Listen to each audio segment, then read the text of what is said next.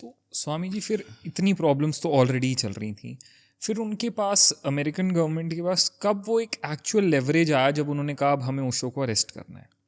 ये स्थिति तब आई जब शीला और उसकी सहयोगी कोई 20 स्त्रियां जो पावरफुल थी वहाँ पे कम्यून में, इन लोगों ने अचानक एक दिन वहाँ से पलायन कर दिया।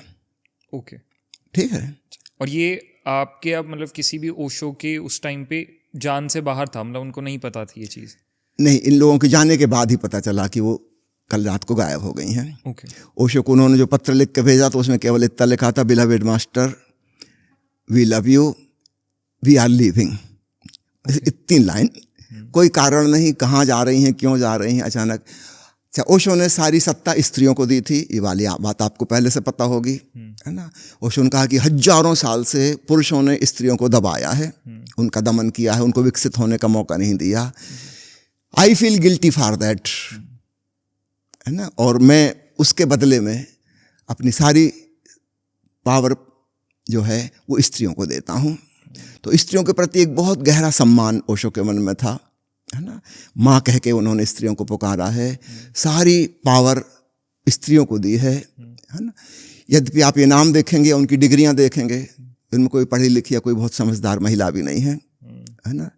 शीला किसी कॉलेज में नहीं पढ़ी है, होटल में वेट्रेस का काम करती थी, बियर बार में, आप समझ सकते हैं।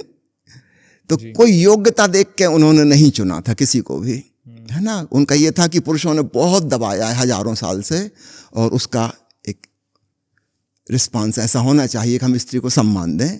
अगर हम उनको मौका नहीं देंगे तो कब पनपेंगी, कैसे पनपेंगी? एक मौका तो देना होगा। हम उनकी योग्यता पुरुषों से तुलना करके नहीं देख सकते कि ये इतना पढ़ा लिखा है, इतना अनुभवी है, इसलिए ये इसको काम दें, इसको ना दें। आप उनको मौका देंगे तब तो आगे विकास उनका हो पाएगा। तो ओशो की यह बहुत ही करुणामयी दृष्टि थी महिलाओं के प्रति। उन्होंने सबसे पहले जब संन्यास दीक्षा दी, एक स्त्री को दी, माँ आनंद मधु उनका नाम था जी। और वो भी एक बहुत बड़ी दुश्मनी का कारण बनी। वो थी मुरारजी भाई देसाई की भतीजी, ओशो की पहली शिष्या। और मुरारजी भाई देसाई उस समय से जो दुश्मन हुए ओशो के, आखिरी दम तक दुश्मनी उन्होंने निभाई, है ना।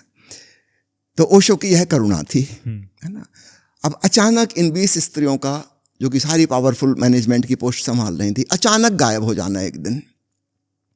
नेचुरली जहाँ का एडमिनिस्ट्रेशन अचानक गायब हो जाएगा, एक क्योस की स्थिति पैदा हो जाएगी जी, जिसके थ्रू निर्देश आ रहे थे क्या करना है क्या नहीं करना, what ever discipline was maintained, उन लोगों का अचानक गायब हो जाना बड़ी गड़बड़ हो गई। खैर, ओशो उस समय प्रवचन देना शुरू कर चुके थे, इसके करीब करीब 1 साल पहले।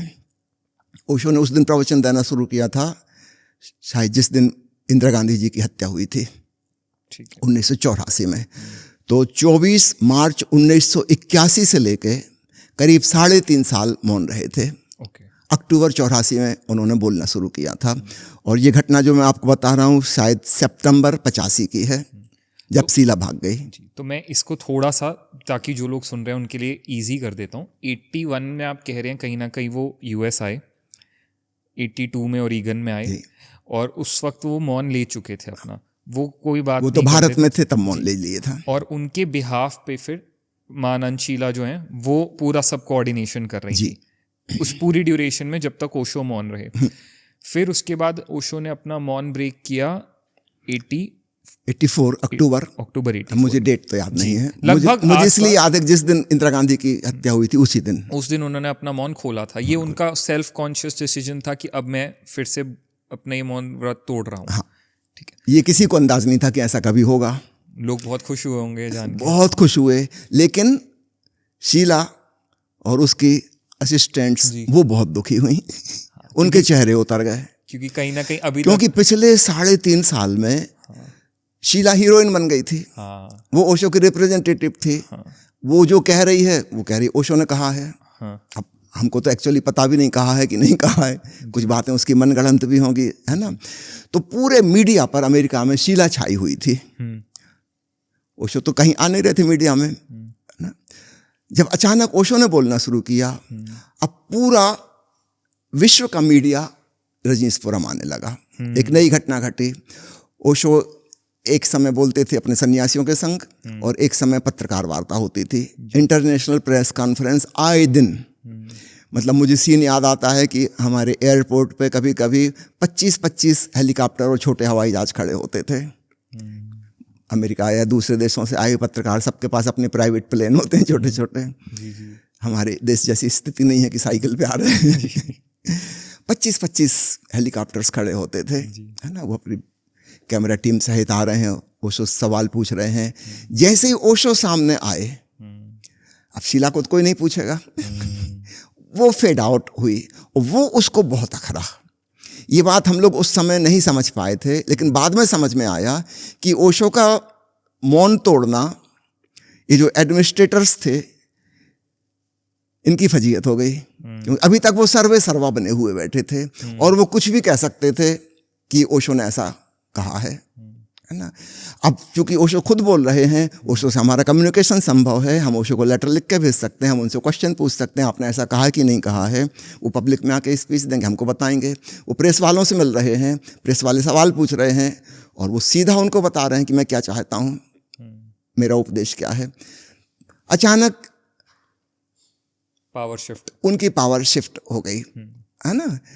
तो वो लोगों ने क्या प्लान किया, इस बीच में उन्होंने काफ़ी कुछ अपराध भी कर लिए जो बाद में उजागर हुए। हम लोगों को उस समय तक नहीं पता था कि अंडरग्राउंड क्या चल रहा है, लेकिन उनका घबरा जाना, जैसे उनके हाथ से कुछ खिसक गया। कुछ लोग तो यहाँ तक कहने लगे थे कि this is not Rajneeshpuram, this is Sheelapuram. Rajneesh ने किया है, वो तो जब से आए हैं मौन बैठे हैं। करीब करीब हम लोगों ने 1 साल तो उनके दर्शन भी नहीं किए। जब तक सड़कें नहीं बन गई थी और वो कार ड्राइव नहीं कर सकते थे, तब तक तो हमने देखा भी नहीं था। किसी को ये भी नहीं पता था ओशो हैं भी कि नहीं भी। इस पर भी बहुत डाउट्स उठते थे उस समय कि ओशो हैं भी कि नहीं। क्या प्रूफ है? कोई उनकी आवाज़ नहीं सुनाई देती, कोई उनका फोटोग्राफ नहीं दिखाई देता कहीं भी, हर जगह शीला शीला छाई हुई है। तो अब आप कंपेयर करिए, कोई व्यक्ति जो इतना पावर एंजॉय कर चुका है ना, और अचानक आप ऐसा समझो कि अगर ईसा मसीह आ जाएं वेटिकन में, सबसे ज़्यादा कौन दुखी होगा? पोप और उसके कार्डिनल और उसके पादरी। इनको कौन पूछेगा फिर? अगर ईसा मसीह से सीधी बात संभव है, कहेंगे भाई आप छोड़ दो ये जगह, आपका तो कोई काम ही नहीं बचा, आप तो उनके रिप्रेजेंटेटिव थे। अब रिप्रेजेंटेटिव की जरूरत, हम सीधी उनसे बात कर लेंगे। तो आप ऐसी स्थिति समझिए, अगर भगवान राम आ जाएं, भगवान कृष्ण आ जाएं, शंकराचार्य की क्या पोजीशन बचेगी? कोई पूछेगा उनको? भगवान बुद्ध आ जाएं तो गया के बोधि वृक्ष के नीचे जो पंडित वहां बैठा है उनका बौद्ध, उसको कोई पूछेगा क्या? तो लोग भूल ही जाएंगे कहाँ की गया, कहाँ का। जहां बुद्ध होंगे वहां भीड़ लग जाएगी। हमें क्या लेना देना गया से? वो तीर्थ स्थान तब तक था जब तक बुद्ध नहीं थे। अब तो बुद्ध जहां कदम रखेंगे वही तीर्थ स्थान बन जाएगा। तो ऐसी विकराल स्थिति एडमिनिस्ट्रेटर्स के लिए पैदा हुई। अचानक उनकी कोई महत्ता नहीं बची। अचानक ऑल ऑफ सडन, ये उन्होंने कभी सोचे नहीं था कि ओशो कभी बोलेंगे, वो पब्लिक के संपर्क में आएंगे। और जो प्रेस कॉन्फ्रेंसेस होनी शुरू हुई, और चाहे ऑस्ट्रेलिया हो, चाहे अफ्रीका हो, कि साउथ अमेरिका हो, कि यूरोप के देश हो, हर जगह ओशो ही ओशो छा गए।